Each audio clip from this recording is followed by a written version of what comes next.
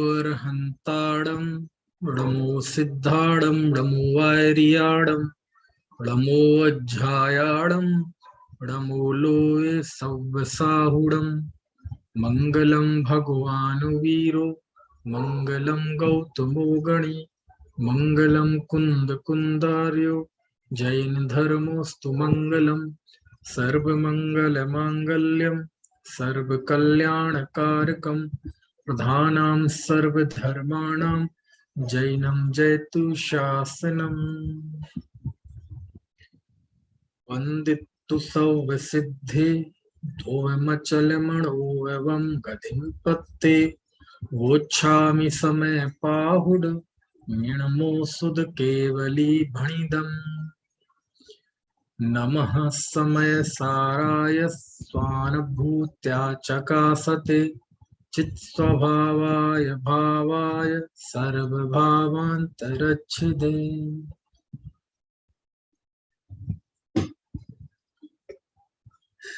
समय सार परमागम आचार्य कुंद कुंद देव द्वारा विरचित, जिसकी 12वीं गाथा चल रही है।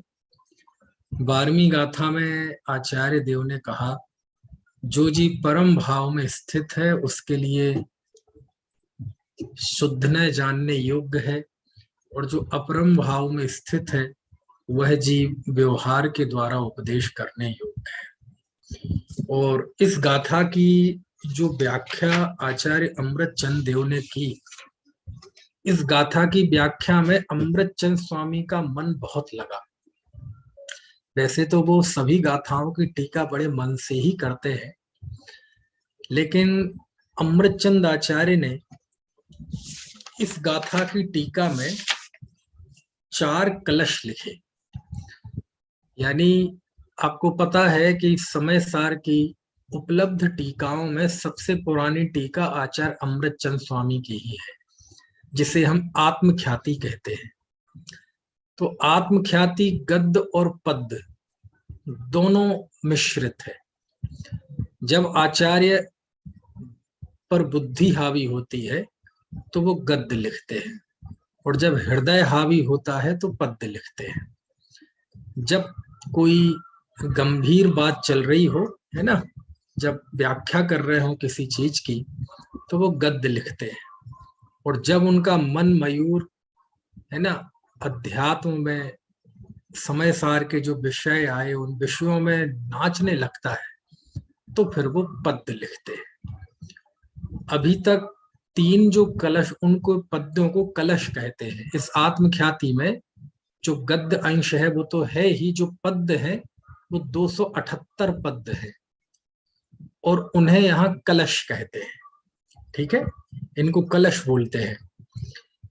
तो 3 कलश हैं, वो अभी हमने पढ़े नहीं है। वो मंगलाचरण, जब आत्मख्याति शुरू हुई थी समय सार की व्याख्या, तो पहली गाथा आने के पहले ही उन्होंने 3 कलश लिख दिए थे मंगलाचरण के।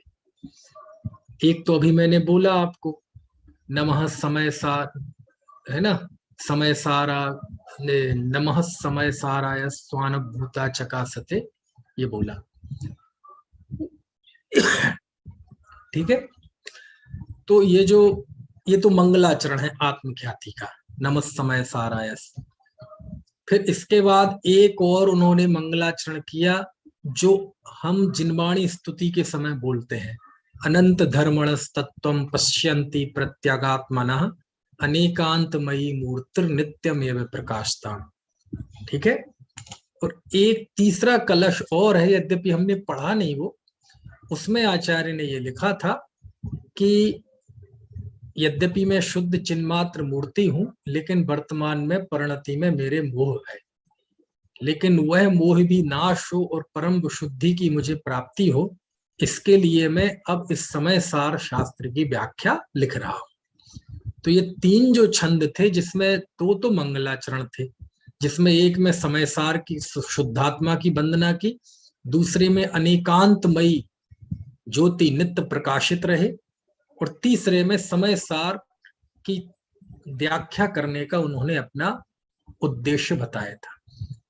अब इसके बाद 12 गाथाओं बाद कलश आया है, यानी बीच में जो 12 गाथाएं आई पहली से लेके 12 गाथा तक यहाँ कोई कलश नहीं था। अब 12 गाथा में आचार्य 4-4 कलश लिखते हैं, है ना। मैंने बताया था अमृतचंद आचार्य बहुत आनंद में रहते हैं, है ना। वो बिल्कुल अपनी अपनी उनकी अपनी एक मस्ती है तत्व ज्ञान की। और फिर वो ये नहीं देखते कि बताओ कोई क्या कहेगा कि 12 कलश, 12 गाथा में तो एक भी कलश नहीं लिखा, और अब एक गाथा में 4-4 कलश लिख दिए। अरे अमृतचंद आचार्य आपकी चिंता नहीं करते लौकिक लोगों की कि कोई क्या कहेगा, कोई क्या कहेगा, कोई क्या कहेगा, क्या बात करेंगे। उनका मन आता है तो एक साथ 20-20 कलश एक से लिखते हैं, केवल एक एक अक्षर बदल के। उनका मन आता है तो 10-10 पेज टीका बिल्कुल एक से एक पैरा लिखते हैं, एक पैरा, दूसरा पैरा, तीसरा पैरा, बस एक आध अक्षर बदलता है। तो ये उनकी अपनी एक विशिष्ट अनुराग है, विशिष्ट उनका अपना व्यक्तित्व है। अब इस गाथा में जो कुछ कलश लिखते हैं, इसमें हम सारे तो नहीं, 2 कलश पढ़ेंगे, कलश 4 और कलश 5। तो बहुत आनंददायी कलश है, बहुत आनंददायी कलश है। देखो जरा, अभी हम कितना ही कहते हैं आनंददायी है, लेकिन आपको अभी उतना मजा नहीं आएगा। पहले हम कलश पढ़ते हैं, और पृष्ठभूमि आपको पता है, 12वीं गाथा की पृष्ठभूमि में ही आए हैं, है ना। और वैसे भी आचार्य को लग रहा है कि अभी पहले आचार्य ने व्यवहार का निषेध किया, फिर कह दिया व्यवहार अभूतार्थ है, शुद्ध न भूतार्थ है। फिर 12वीं गाथा में कहने लगे कि अपरम भाव में स्थित जीव को व्यवहार आलम्बन करने योग्य है। तो जब इतना ज्यादा बौद्धिक, है ना, उतार चढ़ाव हो गए, जैसे कि कल आखिरी में हमने वो किराने की दुकान का दृष्टांत देके बात आई थी ना, कि वो कभी चीनी डालता है, कभी निकालता है। तो ये जो बौद्धिक श्रम काफी हो गया। तो अमृतचंद आचार्य का पता है कि अमृतचंद आचार्य जब कलश लिखते हैं और उन्हें लगता है कि अब बौद्धिकता थोड़ी सी ज्यादा हो गई, बुद्धि तत्व ज्यादा हो गया, और थोड़ा सा विषय जब बोझिल होने लगे, तो अमृतचंद आचार्य बीच में ऐसे कलश डाल देते हैं कि वो सारी थकान उतर जाती है। आप इसकी कल्पना ऐसे कर सकते हैं कि जैसे अभी गर्मी के दिन चल रहे हैं, अभी और ज्यादा गर्मी के दिन आएंगे, और जब वो जुलाई, अगस्त, जून में जब वो उमस भरी गर्मी पड़ती है ना, कितनी बर्दाश्त के बाहर हो जाती है। और चूंकि मैं यहाँ यूपी में रह रहा हूँ, तो यहाँ तो ये कल्पना की जा सकती है कि ऐसी लाइट चली जाए, ट्रांसफार्मर बस्ट हो जाए, समझ में आए ना। एक बार खतौली में तो मैं था, अब तो पता नहीं क्या हाल है, तो 4 दिन लाइट नहीं आई लगातार, है ना। मेरठ में भी कदाचित कभी कभार ऐसा होता है, तूफान आ जाए, है ना, पेड़ गिर जाए तो 3-4 घंटे के लिए भाग जाए। अभी 2-3 दिन पहले ऐसा हुआ था। तो भयंकर गर्मी पड़ रही हो, और पसीने पसीने, जहां बैठे हो वहीं कपड़े भी ऊपर भारी लगने लगे, तो परेशान हो रहे हो, और ऐसे में कोई ठंडा पानी एक बाल्टी मटका भर के, बाल्टी भर के या मटका ऐसा डाल दे, आह, आनंद आ गया। अमृतचंद देव के कलश इसी तरह के हैं। जब बुद्धि तत्व हावी होने लगता है, थोड़ा सा बोझिल होने लगता है, तो बीच में वो ऐसे कलश डाल देते हैं, ऐसे कलश उड़ेल देते हैं आनंद के, कि वो सारी थकान नष्ट हो जाती है। अब जो कलश आने वाले हैं, और वो थकान ऐसी नहीं होती, वो विषय उनमें होता है जो चल रहा होता है, लेकिन उसमें फिर भी कुछ एक्स्ट्रा इफेक्ट्स होते हैं जिससे वो सारी थकान उतर जाती है। तो देखो जरा, चौथा कलश पढ़ते हैं, बहुत अच्छे कलश हैं ये। मालिनी छंद है, आपके पास होगा शास्त्र, जो भी शास्त्र होगा उस सब में होगा आपके। देखो पढ़ें जरा, आप लोग पढ़ लेंगे मेरे साथ।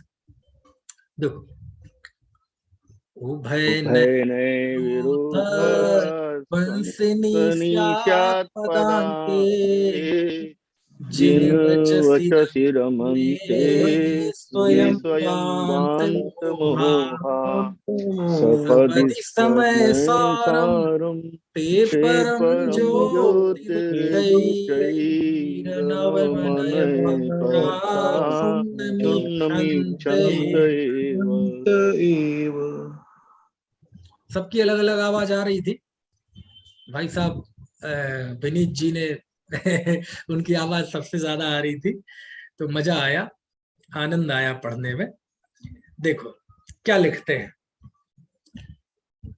उभय नय विरोध ध्वंसिनी। उभय नय, ये उभय नय कौन से होते हैं? हमने एक नय सुना निश्चय नय, और एक नय सुना व्यवहार नय। ये उभय नय कौन सा होता है? है? उभय नय मतलब दोनों, एक नय निश्चय, दूसरा व्यवहार, और उभय मतलब दोनों। तो उभय नय, दोनों नय, विरोध ध्वंसिनी, दोनों नयों में जो आपस में विरोध है, उस विरोध का ध्वंस करने वाले, है ना, उन दोनों में जो विरोध है उसका ध्वंस करने वाला कौन है? स्यात् पद। स्यात् पद, न्योछावर हूं बस एक इस लाइन पे। क्या लिखते हैं, उभय नय, इन दोनों नयों में, निश्चय नय और व्यवहार नय, इन दोनों नयों में जो आपस में विरोध है, इस विरोध को नष्ट करने वाला स्यात् पद। ये स्यात् पद का विशेषण है, इतना लंबा। उभय नय विरोध ध्वंसिनी स्यात् पदांके। अभी अंके भूल जाओगे, समझ में है ना? अभी केवल कितना, उभय नय विरोध ध्वंसिनी स्यात् पद। उभय नयों में जो विरोध है आपस में, उस विरोध को नाश करने वाला स्यात् पद, उस स्यात् पद से अंकित, है ना, यानी वह स्यात् पद जिसका ट्रेडमार्क है, वह स्यात् पद जिसकी पहचान है, वह स्यात् पद जिसकी समझ लो जान है, प्राण है। कौन? जिन बचसी, जिनेन्द्र भगवान के वचन। मैं जिन बचसी रमनते, जो ऐसे जिनेन्द्र भगवान के वचनों में रमते हैं, ये जो है ना, वो क्या होता है उनके, जिन बचसी, जिनेन्द्र भगवान की वाणी में ये रमनते, जो पुरुष रमनते हैं, रमते हैं, ते, तीसरी लाइन में देखो, ते बेजीव स्वयं अपने आप, वांत मोहा, मोह, मोह मतलब मिथ्यात्व को, मोह को वांत, वांत मतलब उगल देते हैं, निकाल देते हैं। जैसे पेट में जब कोई गंदगी पड़ी हो, जहर पड़ी हो, तो औषधि खाओ तो वो बाहर आ जाती है। ऐसे ही जो पुरुष जिन वचन में रमते हैं, कैसे हम हैं जिन वचन? स्यात् पद से अंकित है ना। जैसे कोई जब तक कागज पे, जब तक अधिकारी की सील ना लगे तो उसे कोई नहीं पूछता, फ्री का है वो कागज, चवन्नी, उसकी कीमत नहीं है। लेकिन वहां राष्ट्रपति की सील लग गई तो सील लग गई, मुहर लग गई, अब उसकी कोई कीमत नहीं रही। अभी भी कोई कीमत नहीं थी, चवन्नी अठन्नी थी, अब उस पर मुहर लग गई राष्ट्रपति की, तो अब भी कोई कीमत नहीं रही। क्यों? अब वह देश कीमती हो गया, समझ में है ना। अब उसकी करोड़ों अरबों रुपए में भी उसकी कीमत नहीं लगाई जा सकती। ऐसे ही जिन वचन किस पद से अंकित है? स्यात् पद। अभी पूछना मत ये स्यात् क्या है, अभी बताऊंगा। अभी तो आप कलश का सरल अर्थ समझो कि उभय नय, निश्चय और व्यवहार दोनों नयों के विरोध को नाश करने वाला स्यात् पद से अंकित जिन वचनों में जो पुरुष रमते हैं, वे स्वयं वांत मोहा, मोह का वमन करके, मोह को निकाल के, है ना, उच्चै परम ज्योति, उच्चै, उच्च, परम, सर्वोत्कृष्ट, समय सारम ज्योति, इस ज्योति स्वरूप समय सार को, समय सार को क्या कहा? ज्योति, प्रकाश का पुंज। ऐसे ज्योति स्वरूप समय सार को, शुद्ध प्रकाशमान चैतन्य शुद्धात्मा को ईक्षंति एव, देखते ही हैं। कैसे? सपदम, तुरंत देखते है ना, उसको तुरंत देखते हैं। कैसा है वह समय सार? तो देखो अंतिम पंक्ति, अनवम। अनुवम कहां लिखा? देखो इनको संधि आपस में तोड़ दो। सपदी का अर्थ क्या होता है? तुरंत। समय सारम मतलब शुद्धात्मा, ते मतलब वे जीव, परम मतलब उत्कृष्ट, ज्योति ही मतलब समय सार को ज्योति कहा है ना, प्रकाश का पुंज। उच्चई मतलब उत्कृष्ट, और उच्चई ही में विसर्ग है। और आगे जो दिख रहा है ना चौथी पंक्ति में, रनव, रनव नहीं है, वो अनव है, आ ना वा। तो उच्चई ही में जो विसर्ग है और आ है, वो दोनों मिलकर संधि हो गए तो रा बन गया। उस रा को यदि तोड़ दो, विग्रह कर दो, तो उच्चई का विसर्ग उच्चई में चला जाएगा और यहाँ आ जाएगा। तो वो रनव नहीं है, वो क्या है? अनव। वह समय सार जो परम ज्योति शुद्ध समय सार है, शुद्धात्मा है, वो कैसा है? अनव। अनव का अर्थ क्या हुआ है? नव यानी होता है नवीन, नया, और वह शुद्धात्मा अनव मतलब नया नहीं है। तो क्या पुराना है? अरे अनव मतलब वह कभी उत्पन्न नहीं होता, मतलब कभी नाश भी नहीं होता, सदा काल शुद्ध रहता है, ऐसा अनव। वो नया उत्पन्न नहीं हुआ। और फिर लिखा अनय, अनय अनय अनय अनय। वाह, क्या विशेषण दिया आत्मा के लिए, अनय। एक मुझे ध्यान आ रहा, हमारे कोई शास्त्री भाई के बेटे का नाम है अनय, और जब मैंने वो नाम सुना था इतना अच्छा लगा था। हाँ, हमारे विराग जी है ना, विराग जी, आप में से अनेक लोग जानते होंगे, विराग जी के बेटे का नाम है अनय। तो जब भी उसका नाम लेते हैं तो मैं बोल के मजा आता है उसके, है ना, क्योंकि वो उसको अनय कहते ही मुझे ये कलश याद आ जाता है।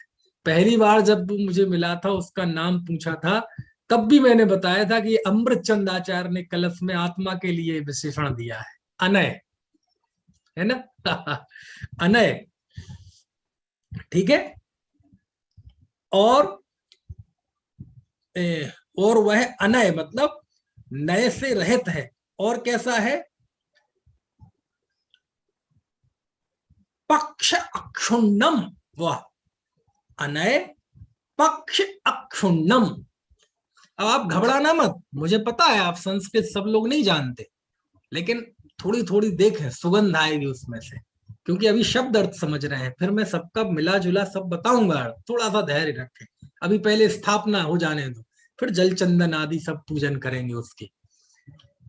तो क्या विशेषण दिया? अनव, वह नवीन पैदा नहीं हुआ। अनय, उसमें नए नहीं है। और पक्ष अक्षुण्ण, अनय और पक्ष को मिलाकर भी अर्थ हो सकता है, लेकिन यहाँ पक्ष अक्षुण्ण, किसी भी पक्ष से वह छुआ नहीं जा सकता। अक्षुण्ण, अक्षुण्ण मतलब जो कभी नष्ट ना हो, तो वह कभी पक्ष से अक्षुण्ण है, मतलब नए पक्षों से पूरी तरह से पार है। वह पक्ष के द्वारा उसको खंडित नहीं किया जा सकता, कि जैसे आत्मा है, निश्चय से ऐसा है, व्यवहार से ऐसा है, तो इसके दो खंड कर ले। कहते नयों के द्वारा कभी, नए पक्ष के द्वारा वह कभी क्षरण को प्राप्त नहीं होता। ऐसा अनय पक्ष अक्षीर्ण, अक्षुण्ण, कहते ना, हमें अपनी परंपरा अक्षुण्ण रखनी है, ऐसे भाषण सुने होंगे ना अपना, हमें अपना वजूद, हमें अपनी धर्म अक्षुण्ण रखना। अक्षुण्ण मतलब जिसका कभी क्षय ना हो। तो कहते वह भगवान आत्मा ऐसा है, कभी पक्ष के द्वारा वह क्षय को नहीं प्राप्त होता, अक्षुण्ण रहता है। ऐसा नवीन उत्पन्न नहीं होता, नयों से रहित है, और एकांत से वह खंडित होता नहीं है। ऐसा जो शुद्धात्मा है, उसको जीव तुरंत प्राप्त करता है। कब? यदि वह जिन वचनों में रमता है तब। कैसे हुए जिन वचन? स्यात् पद से अंकित है। कैसा है वह स्यात् पद? वह स्यात् पद जो कि दोनों नयों में आपस में जो विरोध है उसको नष्ट करने वाला है। समझ में आया ना? ऐसा अर्थ हुआ है। तो क्या अर्थ हुआ? अब बिल्कुल सब कुछ शब्दों को मिला के अर्थ, तो उसका अर्थ ये होगा कि उभय नयों में जो विरोध है उसके नाश करने वाला स्यात् पद से अंकित जिन वचनों में जो रमण करते हैं वो तुरंत ही मिथ्यात्व का वमन करके परम शुद्ध ज्योति स्वरूप अनय अनव और एकांत पक्षों से अक्षुण्ण ऐसे शुद्धात्मा को तत्काल ही देखते हैं। समझ में आ गया आपको अर्थ? ठीक है। अब चूंकि वो छंद है, आगे पीछे शब्द होते हैं, लेकिन हमें ऐसे समझना पड़ेगा। क्या हुआ अर्थ? कि निश्चय और व्यवहार आपस में जो विरोध है उस विरोध को नाश करने वाला स्यात् पद से अंकित, ठीक है, उस स्यात् पद से अंकित जिन वचनों में, जिनेंद्र भगवान के वचनों में जो पुरुष जो जीव रमण करते हैं वो तुरंत ही मोह का वमन करके, ठीक है, परम शुद्ध ज्योति स्वरूप अनव, अब इनके अर्थ बता चुका हूं मैं, अनय और नए पक्ष से कभी क्षीण न होने वाले ऐसे अक्षुण्ण समय सार को तुरंत ही देखते हैं। सपदम तुरंत, ईक्षंति, ईक्षंत लिखा ना आखिरी में, देखते हैं। ये इस श्लोक का अर्थ है। लेकिन सच बात यह है, पद को आप गद्य में कितनी बदल दें, ट्रांसलेट कितनी कर दें, उसमें वो बात नहीं आ पाती। समझ में आए ना? आप कोई भी देख लो, ये तो चलो संस्कृत से मैं हिंदी कर रहा हूं, आप हिंदी का हिंदी बदल के देख लो तो पद में जो मजा आएगा गद्य में चला जाएगा। समझ में आया ना? कोई भी देख लो, आप कोई भजन गा के देख लो, कोई छेड़ाला की पंक्ति उठा के देख लो, धौल समझ सुन चेत सयाने, काल वृथा मत खो, यह नर भव फिर मिलन कठिन है। जो समझ गए, जो सम्यक नहीं हो। अब आप इसको गद्य में कर दें, है ना, आनंद चला जाएगा उसमें। हे दौलत राम सुनो समझो, हे सयाने ये नरभव दोबारा मिलना कठिन है यदि सम्यक दर्शन नहीं हुआ तो। अब गद्य में, गद्य रूपांतरण में कितना मजा आया, और पद्य में धौल समझ सुन चेत सयाने, काल वृथा मत खो, कितना आनंद है, कितना आनंद है ना? केवल रवि किरणों से जिसका संपूर्ण प्रकाशित है अंतर, उस श्री जिन वाणी में होता तत्वों का सुंदरतम दर्शन। अब गद्य में कर दो इसे। केवल ज्ञान रूपी सूर्य की किरणों से जिनका अंतरंग प्रकाशमान है और जिनकी वाणी में जिस श्री जिन वाणी में हो तत्वों का सम्यक प्रकार से विवेचन होता है, कितना रस रहा, वो मजा ही चला जाएगा उसमें से। समझ में आया ना? भजन गाते हैं, रंग माँ रंग माँ रंग मारे प्रभु थारा ही रंग माँ रंग गयो रे। अब इसमें मस्ती है, लोग नाचते हैं गाते हैं। अब इसे गद्य में बदल दो, हे प्रभु आपके रंग में मैं रंग गया हूं, रंग गया हूं, रंग गया हूं। आपके है ना भक्ति में मैं रंग गया हूं, रंग गया हूं, रंग गया हूं। कितना मजा आया आपको? नहीं आया? आप फर्क समझ रहे हैं ना? ये फर्क होता है। सांची तो गंगा यह वीत रागवाणी, अविछिन्न धारा निज धर्म की कहानी। गद्य में कर दो, मजा ही चला जाएगा, है ना। बनारसी दास जी के छंद ले लो कोई, दौलत राम जी के छंद ले लो कोई। अब मेरे संकेत सावन आयो, बीती कुरीति मिथ्यामति ग्रीशम, पावस सहज सुहायो। अब मेरे संकेत सावन आयो। अब मैं गद्य में सुनाता हूं आपको। अब मेरे सम्यक दर्शन रूपी सावन आ गया है, मिथ्यात रूपी जो ग्रीष्म की ऋतु है वो बीत चुकी है। अब ना वो जी वो बताओ, गा के बताओ आप, इसमें नहीं आता मजा। ये फर्क होता है काय में, गद्य में और पद्य में। ये तो तब की बात है जब मैंने दोनों ही हिंदी की हिंदी में सुनाई, और जब संस्कृत से हिंदी में बदल जाएगा, भाषा ही बदल जाएगी, तो फिर तो पता नहीं क्या होगा। ऐसे ही होता है। अब जैसे आपको मैंने हिंदी बताई, अब जब मैं पढ़ता तो ये आपकी हिंदी वाली बात दिमाग में नहीं आती, वो पढ़ते हैं और मजा आ जाता है। अब देखो आपने हिंदी समझ ली, एक एक शब्द का अर्थ। अब आप कलश पढ़ो, है ना। अब आप हिंदी पे मत ध्यान देना, यहाँ जो हमने समझा उस पर ध्यान देना, तो देखो आपका आनंद कई गुना बढ़ जाएगा। पढ़ो जरा। उभय नए विरुद्ध ध्वंसनी स्यात्पदान्ते, जिन वचस रमते स्वयं तपदि समय सारम, ये परम ज्योतिरुच्चै मनय पक्षाक्षुण्णमीक्षन्ते।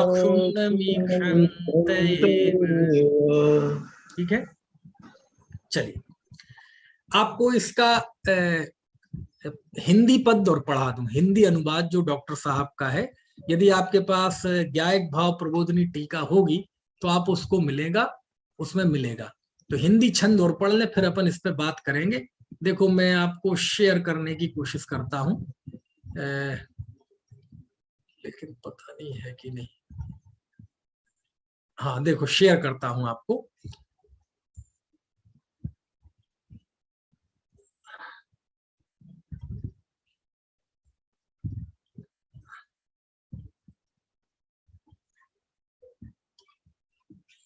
मेरे समझ से हो गया होगा शेयर, हो गया ना। देखो ये छंद है, आप अब पढ़ो हिंदी में। उभय नयों में जो विरोध है उसके नाशक, त्यागवाद में जिन वचनों में जो रमते हैं, वो है बमन कर अनय अखंडित परम ज्योतिमय, स्वयं शीघ्र ही इसमें सारे बेरमते हैं। ये हो गया, है ना। चलो अब इसे एक बार फिर पढ़ेंगे, लेकिन थोड़ी देर से पहले अब इस पे थोड़ी सी चर्चा करते हैं। अब इसमें हमें जो स्यात शब्द से अंकित जिन वचन को कहा, ये बहुत बहुत बड़ी बात है। यानी जो जिनेंद्र के वचन हैं, जिसे हम जिनवाणी कहते हैं, है ना, तो उसका क्या है, पहचान क्या है, चिन्ह क्या है, स्याद। जी ने लिखा ना, स्यादवाद मई तेरी वाणी शुभनय के झरने झरते। तो स्यादवाद, स्यादवाद में ही स्यात शब्द है। ये स्यात का अर्थ क्या होता है, स्यात का अर्थ होता है कथनचित। स्यात का अर्थ क्या होता है, कथनचित। कथनचित मतलब किसी अपेक्षा से, यानी कथनचित ये जिनेंद्र के वचनों की पहचान है, ये अंक है, अंक है, इसकी पहचान है। यानी जिनवाणी में जो भी कथन है, कोई भी कथन सर्वथा नहीं है, हर एक कथन में कोई ना कोई अपेक्षा लगी हुई है। जब हम कहेंगे कि भगवान आत्मा शुद्ध चैतन्य में वस्तु है, तो हम अपेक्षा बोले भले ही ना, लेकिन उसमें अपेक्षा लगी हुई है कि द्रव्य के शाश्वत स्वभाव की दृष्टि से, द्रव्यार्थिक नय की दृष्टि से, शुद्ध निश्चय नय से शुद्ध है। और जब ये कहे ये मनुष्य त्रंच जीवनादि काल से संसार में परिभ्रमण कर रहा है, तो इसमें भी स्यात अपेक्षा लगी हुई है। किस अपेक्षा से? उसके पर्याय स्वभाव की दृष्टि से, उसके संयोगों की दृष्टि से, पर्याय आर्थिक नय से, व्यवहार से। जिन वाणी में कोई भी वचन बिना अपेक्षा के नहीं है, इसलिए जिन वाणी की एक ही पहचान है, स्यात् कथनचित। जैन धर्म में जो भी बात है वो किसी ना किसी एक एंगल से है। और स्यात् शब्द ये कहता है कि जब आप किसी वस्तु के विषय में कुछ कहेंगे तो क्या स्यात् वस्तु नित्य है। तो स्यात् लगते ही इस बात की सिद्धि हो गई कि एक दूसरी अपेक्षा ऐसी भी होगी जिसकी अपेक्षा से ये अनित्य है। स्यात् भगवान आत्मा शुद्ध है, इसका मतलब ये है कि कोई ऐसी भी अपेक्षा होगी जिस अपेक्षा से भगवान आत्मा अशुद्ध है। इसको कहते स्यादवाद। अन्यथा यदि स्यात् शब्द हटा दो ना तो जैन धर्म और बाकी धर्मों में कोई फर्क नहीं है। जो जैन धर्म में बातें हैं वो दूसरी जगह भी मिल जाएंगी। भगवान आत्मा रंग राग से भिन्न, और आत्मा और अरस और अरूपी सब जगह मिल जाएंगी, लेकिन वहां स्यात् नहीं, और जैन दर्शन में स्यात् है। समझ में है ना? और ये स्यात् शब्द कैसा है? बोले स्यात् शब्द इन दोनों नयों में जो आपस में विरोध है निश्चय और व्यवहार में, उस विरोध का नाश करने वाला है। कैसे विरोध का नाश करने वाला है? कि निश्चय और व्यवहार, देखो द्रव्यार्थिक और पर्यायार्थिक है, और निश्चय और व्यवहार में, इन दोनों जोड़ों में कुछ फर्क है। द्रव्यार्थिक पर्यायार्थिक नए में वो सेंसिटिविटी नहीं है, संवेदनशीलता नहीं है, वहां कोई झगड़े खड़े होने की गुंजाइश नहीं है, क्योंकि वो एक दूसरे का निषेध नहीं करते। कौन से? द्रव्यार्थिक नय और पर्यायार्थिक नय। लेकिन जब बात निश्चय व्यवहार पे आ जाती है तो यहाँ मामला संवेदनशील, यहाँ मामला रिस्की कैसे हो जाता है, यहाँ जोखिम क्यों बढ़ जाता है? क्योंकि यहाँ निश्चय ने व्यवहार का निषेध करता है, इसलिए यहाँ जोखिम बढ़ जाता है। इसलिए सारे झगड़े निश्चय व्यवहार को लेके है, द्रव्यार्थिक पर्यायार्थिक को लेके नहीं है। इसलिए पार्टीबाजी है निश्चय व्यवहार के नाम पे है, द्रव्यार्थिक पर्यायार्थिक के नाम पे कहीं पार्टीबाजी नहीं है। आप देखो, यहाँ जाओ टीकमगढ़ तरफ, टीकमगढ़, झांसी, ललितपुर, यहाँ मालूम कैसे पार्टी? ये निश्चय नए वाले हैं, ये व्यवहार नए वाले हैं। समझ में है ना? तो वहां इस नाम पे पार्टीबाजी है, लेकिन कहीं ऐसा नहीं होगा कि ये द्रव्यार्थिक नए वाले हैं, पर्यायार्थिक नए वाले हैं। क्यों? क्योंकि द्रव्यार्थिक पर्यायार्थिक नए में वैसे कोई झगड़े नहीं है, सारे झगड़े निश्चय व्यवहार को लेकर है, क्योंकि निश्चय ने व्यवहार का निषेध करता है। और जब आप निषेध करने लगेंगे तो सामान्य व्यक्ति को ऐसा लगने लगता है कि वो ठीक नहीं। समझ में आए ना? तो निश्चय व्यवहार को लेके, अब निश्चय कहता है भगवान आत्मा शुद्ध है, व्यवहार कह रहा है वो मनुष्य गोरा है, काला है, दुखी है। निश्चय ने कह रहा है शुभ राग से बंध है, और व्यवहार कह रहा है नहीं, उससे संबंध भी है। निश्चय कह रहा है व्रत आदि जड़ की क्रिया है, और व्यवहार कह रहा है आत्मा की क्रिया है। आप समझे ना मेरी बात को? तो ये जो विरोध उपजा निश्चय और व्यवहार में आपस में, जो बिल्कुल ऐसा लगने लगता है कि बिल्कुल ये दो दुनिया है अलग अलग, आचार्य कहते दो दुनिया नहीं है, ये दोनों नए ज्ञानी के होते हैं, एक साथ होते हैं, एक ही जीव के होते हैं। तो कैसे रहते हैं दोनों एक साथ? बोले स्यात् पद है ना, मैं कथनचित भगवान आत्मा शुद्ध बना बनाया परमात्मा हूं, ये बात जितनी सत्य है उतनी ही सत्य ये बात भी है कि मैं अभी संसारी हूं। गुरुदेव कहते थे ना, भूलेला भगवान छे, तो भूल भी स्वीकार की और भगवतपना भी स्वीकार किया। बोलो दोनों स्वीकार किए कि नहीं? अब कोई कहे गुरुदेव से आप भूला हुआ भी कह रहे हैं और भगवान भी कह रहे हैं, ये दोनों एक साथ बातें कैसे हो जाएंगी? है ना? बार बार वकील प्रश्न पूछ रहा था उस अपराधी से, वो चुप रहे।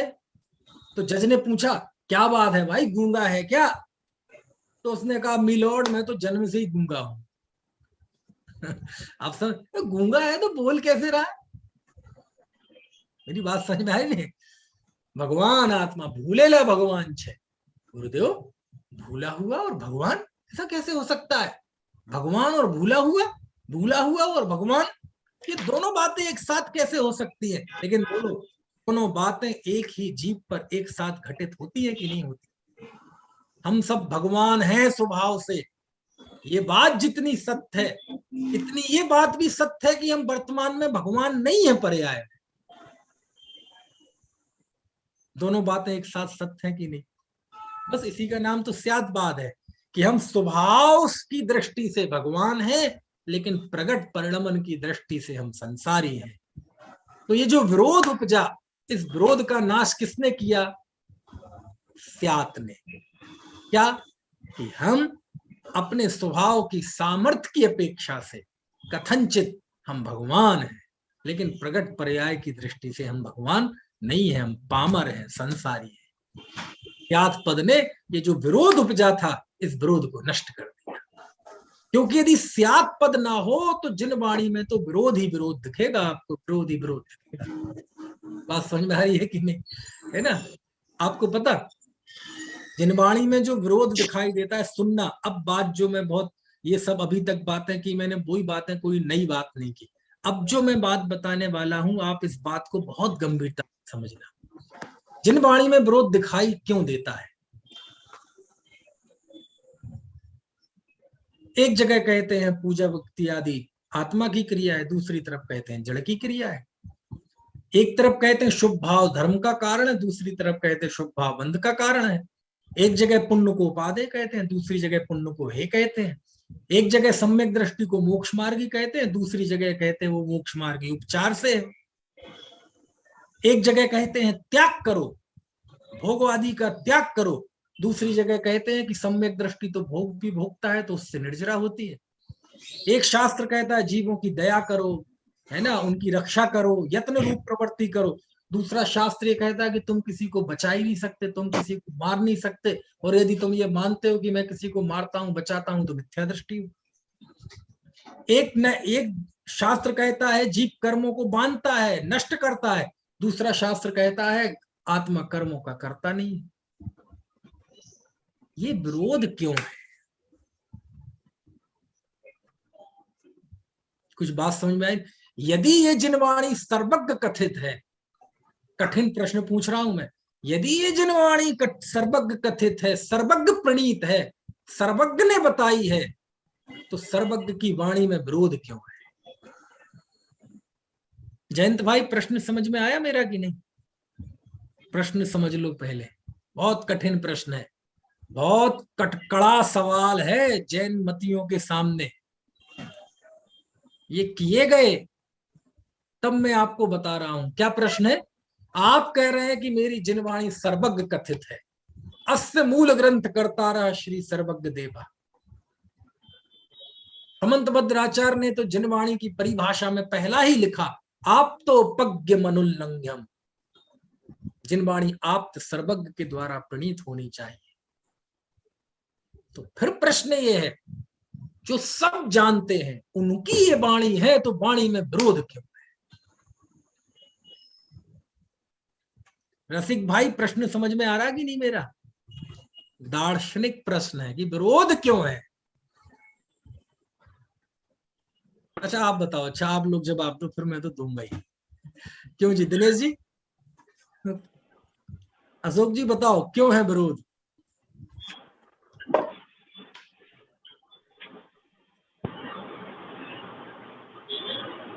तो भी जवाब देना चाहे आप खुद अनम्यूट हो सकते हैं। क्यों है विरोध? अज्ञानता से विरोध है। अज्ञानता से विरोध है। नहीं नहीं, मजा नहीं आया। ये तो प्रश्न टल गया, समझ लो।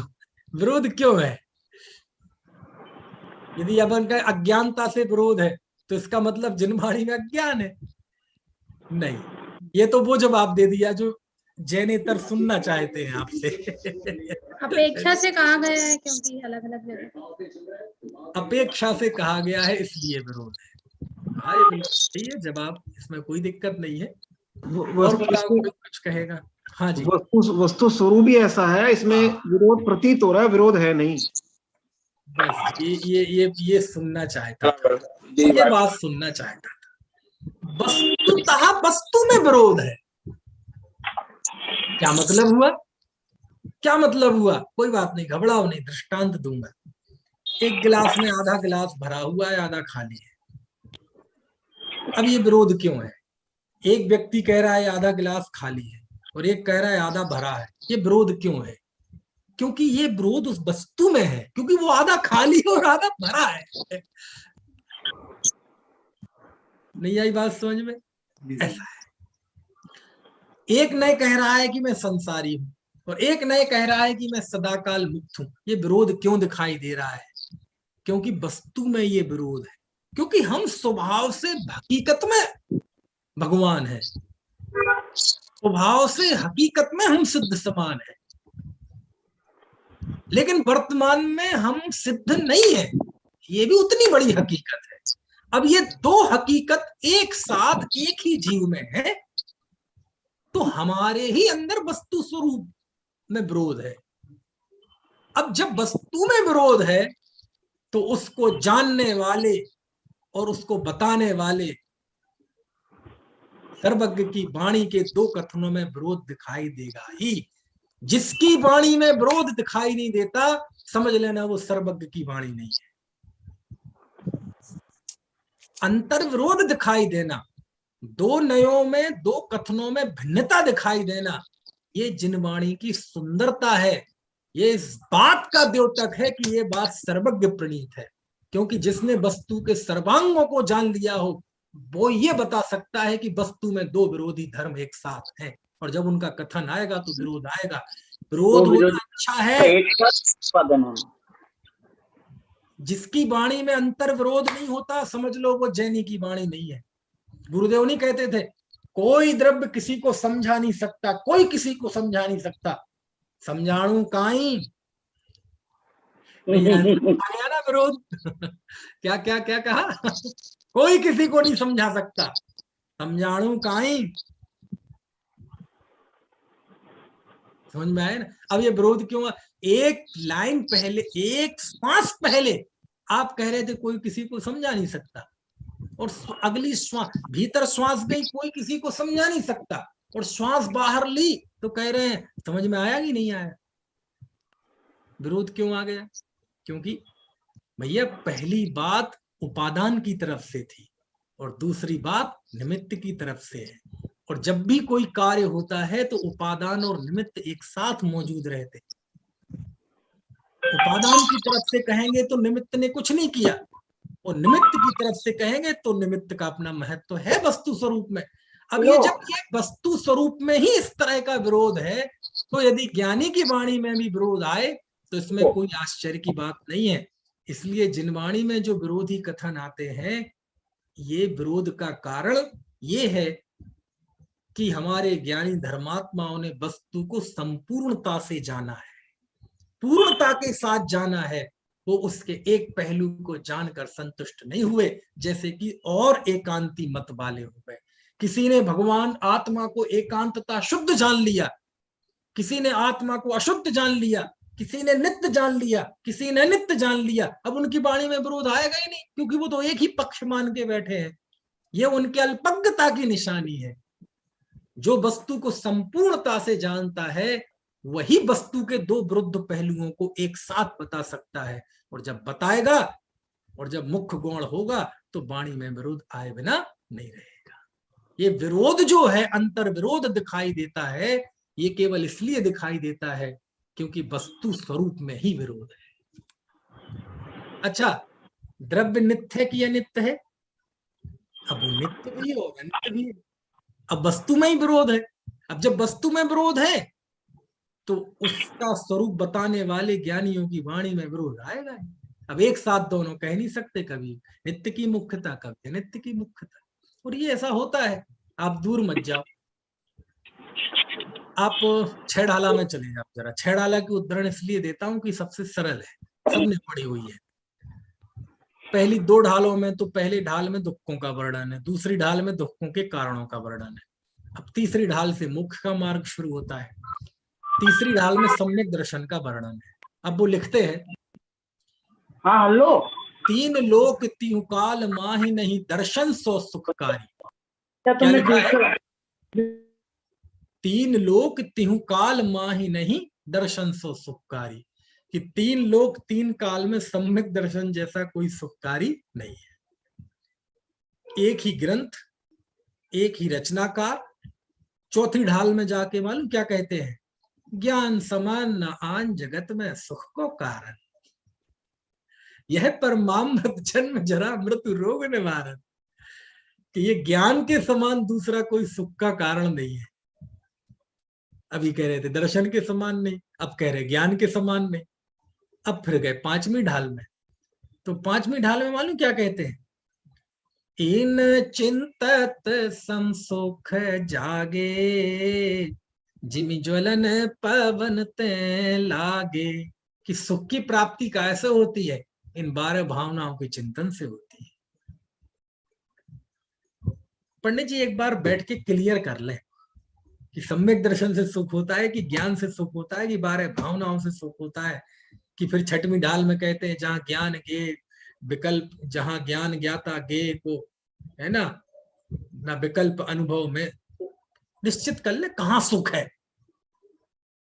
अब बताओ इनमें कोई विरोध है आपस में? ना, कोई विरोध नहीं है। समझ में है ना, कोई विरोध नहीं है, कहीं कोई विरोध नहीं है। तो फिर क्या है? तो आचार्य कहते जितना भी ये विरोध दिखाई देता है, इस विरोध को दूर करना है ना, तो बस स्यात् पद लगा दो। दुनिया का कोई भी धर्म हो, दुनिया की कोई भी मान्यता हो, वो सब एकांत है तो जहर है, और यदि उस एकांत रूपी जहर को अमृत बनाना हो तो क्या करो, बस उसमें स्यात् पद लगा दो, वो जहर अमृत बन जाएगा। समझ में आए ना? सब बात सही है किसी अपेक्षा से, समझ में आया? किसी अपेक्षा से ऐसा लिख, तो लिख रहे कि जो निश्चय और व्यवहार में आपस में विरोध है, इस विरोध का नाश करने वाला कौन सा पद है? बोले स्यात् पद है। स्यात् पद ये बताता है कि वस्तु के कई पहलू हैं। देखो ये मोबाइल है, कौन सी दिशा में है? अब यहां खड़ा हुआ व्यक्ति कहेगा कि पूर्व में है, और मैं कहूंगा ये पश्चिम में है, यहां वाला कहेगा ये उत्तर में है, और यहां वाला कहेगा ये दक्षिण में है। एक ही मोबाइल है, 4 नहीं है। एक ही मोबाइल, और समय भी नहीं कि सुबह पूरब में शाम को पश्चिम में, ऐसा भी नहीं। एक ही साथ एक ही मोबाइल के विषय में 4 लोग 4 बातें कह रहे हैं। ये कह रहा पूरब में, मैं कह रहा हूं पश्चिम में, ये कह रहा उत्तर में, ये कह रहा दक्षिण में। अब बताओ कौन सी बात गलत है?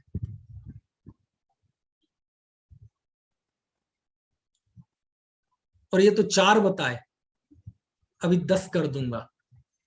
एक ईशान में खड़ा, एक आग्नेय में खड़ा, एक नैऋत्य में खड़ा, एक वायव्य में खड़ा, 4 विदिशाओं में।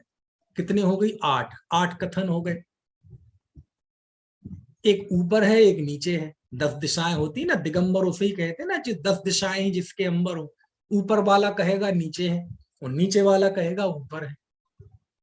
3rd फ्लोर वाला कहेगा कि नीचे है, और 1st फ्लोर वाला कहेगा ऊपर है। अब बताओ क्या करें इसका, इस मोबाइल का करें, इसके विषय में कौन सी बात सही है? अब 10 लड़ रहे, ये कहेगा पूरब में, ये कहेगा पश्चिम में, ये कहेगा उत्तर में, ये कहेगा दक्षिण में। लड़ो झगड़ो। जैनाचार्य आए, बोले झगड़ो मत, तुम 10 के 10 सही हो। ऐसा कैसे हो सकता है साहब? एक कह रहा पूर्व में, एक कह रहा पश्चिम में, एक कह रहा उत्तर में, एक कह रहा दक्षिण में, एक कह रहा ईशान में, एक कह रहा नैऋत्य में, एक कह रहा आग्नेय में, एक कह रहा वायव्य में, एक कह रहा ऊपर, एक कह रहा नीचे। बिल्कुल उल्टी बात है, एक दूसरे के बिल्कुल विरुद्ध, और आप कह रहे सारी बातें सही है। बोले हाँ सारी बातें सही है, बस क्या करो, तुम ये हठ त्याग दो और सबके कथनों के आगे लगा दो स्यात्।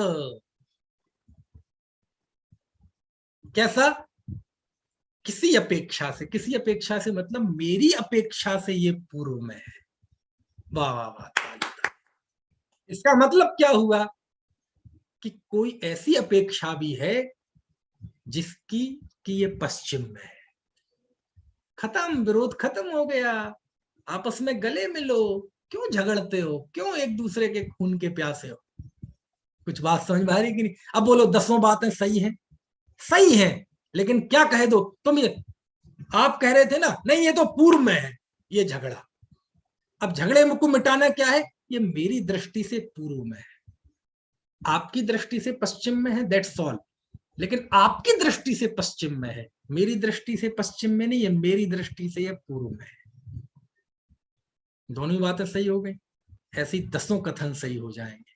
अभी झगड़ा काय का था, तुम दूसरे वस्तु के दूसरे पहलू को नहीं मान रहे थे, इसलिए झगड़ा था। अब झगड़ा क्यों मिट गया, हमने वस्तु के सभी पहलुओं को स्वीकार कर लिया। यही तो लिख रहे, उभय नय विरोध ध्वंसनी स्यात् पदांके, है ना, कि जो दोनों नयों में विरोध है, उस विरोध का नाश करने वाला कोई पद है तो स्यात् पद है। दुनिया में सब बातें सही है, बस उसके आगे स्यात् लगा दो, स्यात् लगते ही सारी बातें सही हो जाती है। समझ में आए ना। ऐसा समंत भद्राचार्य का ये कथन है, मैं कोई अपनी तरफ से नहीं कह रहा हूं। समंत भद्राचार्य कहते हैं कि कुछ दुनिया में आप जो कुछ कहो, जो भी मान्यता है, सब सही है।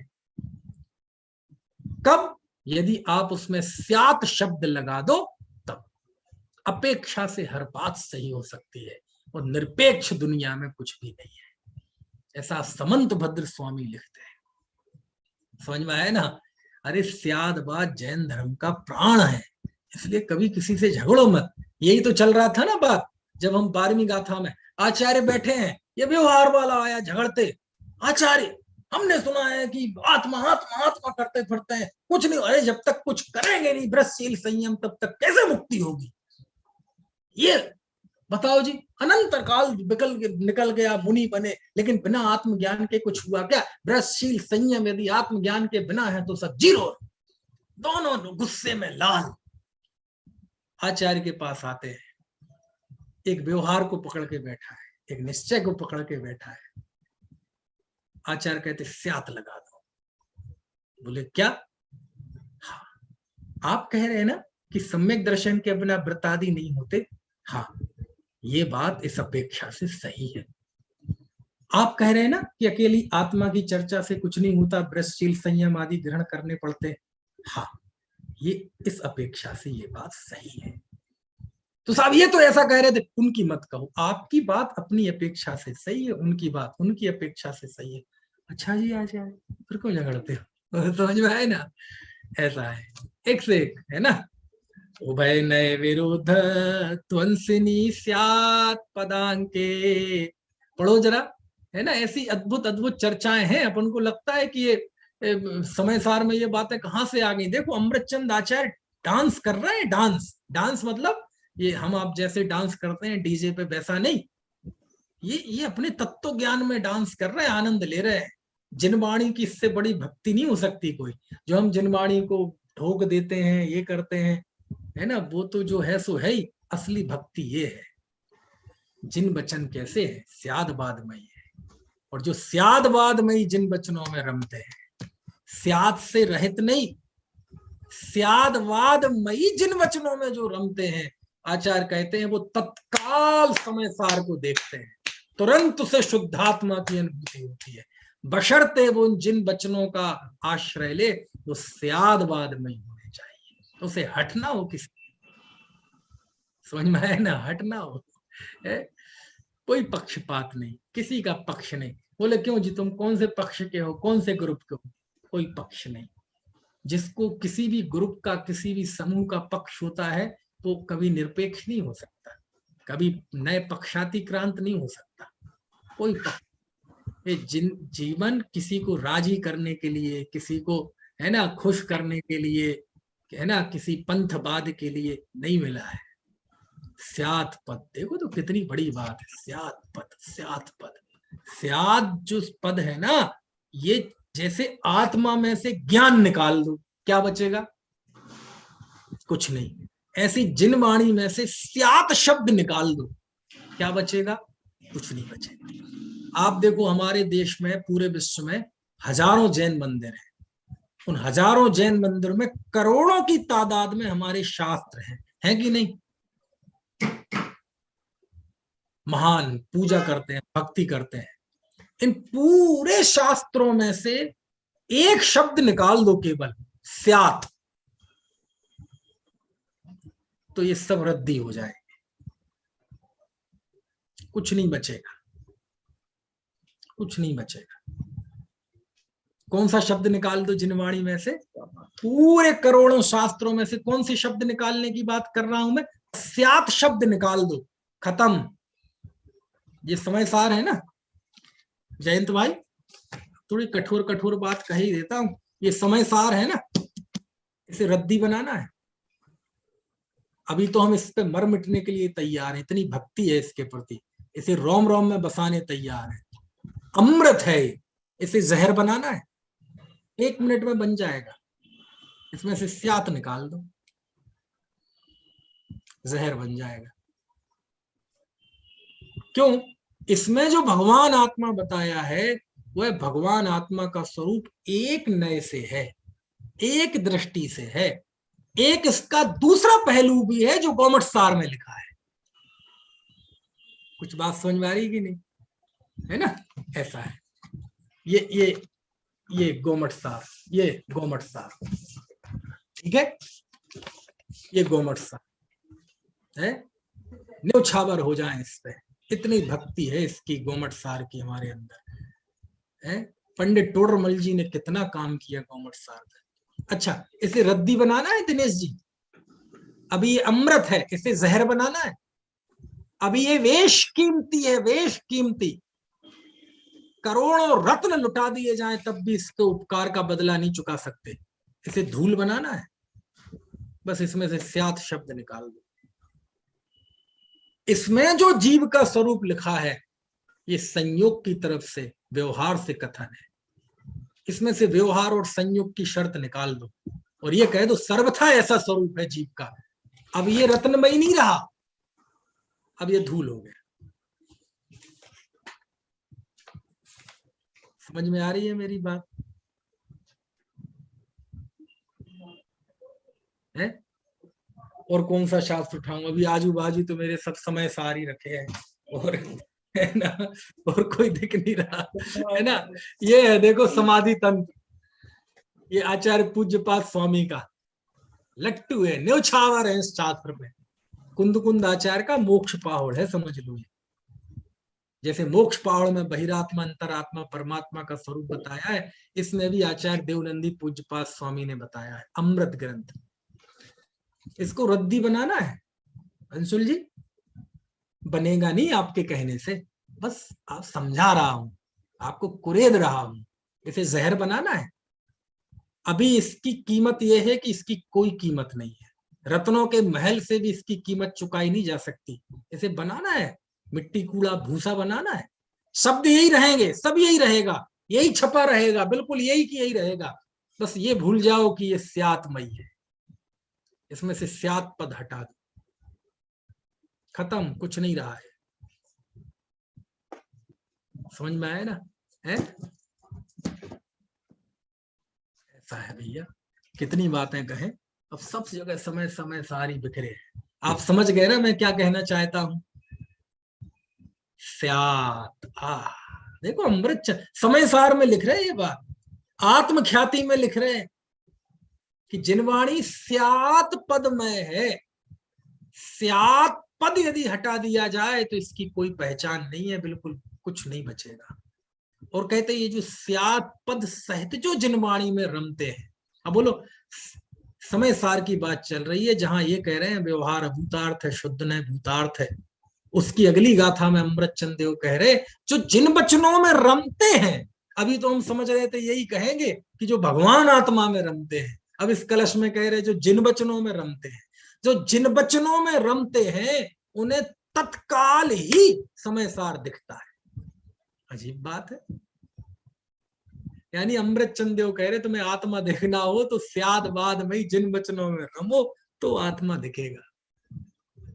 समझ में? कितनी बड़ी बात है, कितनी बड़ी बात है। यानी इससे आप ये समझ सकते हैं कि जब समय सार जैसे ग्रंथ में अमृत चंद स्वामी जैसे आध्यात्मिक संत जब ये कहते हैं कि यदि तत्काल तुम्हें आत्मा को देखना हो और मोह का बमन करना हो तो स्यात पद से अंकित जिन वचनों में रमो, लिखा ना, उभय नए विरोध ध्वंसिनी स्यात पदांके जिन बचसि रमन्ते स्वयं मान्त मोहा सपदि समय सारं ते परम ज्योतिरुच्चैर्नव मनय पक्षाक्षुण्डमीक्षन्ते। गजब है ना। चलो समय हो गया है और चर्चा। अच्छा एक प्रश्न आपसे पूछ लो इस बीच, भैया चर्चा कठिन तो नहीं लग रही? क्योंकि ये तो समय सार है, इसमें खूब उतार चढ़ाव आएंगे, कभी बुद्धि तत्व आएगा, कभी हृदय तत्व आएगा, कभी दोनों मिक्स होकर आएंगे, कभी एकदम आचार्य पकड़ के कॉलर पकड़ के झकझोर देंगे तुम्हें समझ में आए ना, कभी पुचकारेंगे, कभी चाबुक भी लगाएंगे। अभी अमृत चंदाचार्य ऐसे ऐसी चाबुक लगाएंगे कि तुम्हें बहुत समझाया कि तुम भगवान आत्मा हो, लेकिन नहीं मान रहे ना तुम, तो कहेंगे तू क्लीब है, तू दुरात्मन है, ऐसे ऐसे संबोधन देते हैं। हे दुरात्मन, हे क्लीब, क्लीब मतलब समझते, क्लीब, क्लीब मतलब नपुंसक, ऐसे ऐसे। तो सब तरह के टेस्ट मिलेंगे आपको, आत्मख्याति और समय सार दोनों को मिक्स कर दो, कभी बुद्धि, कभी हृदय, कभी प्रेरणा, कभी झकझोरना, कभी ऐसे कॉलर पकड़ के हिला देना, जाग जाओ क्या जीवन खराब कर रहा है, ऐसे भी मिलेंगे। सब तरह के टेस्ट आपको मिलेंगे, है ना। कोई प्रश्न हो तो पूछ लीजिए, बाकी की चर्चा कल करें।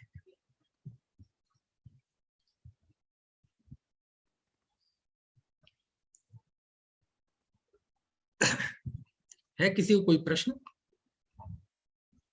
चलो तो फिर जिनवाणी स्तुति करते हैं ना। अनंत धर्मणस्तत्त्वं पश्यन्ति प्रत्यगात्मनः अनेकान्तमयी मूर्तिर्नित्यमेव प्रकाशिता।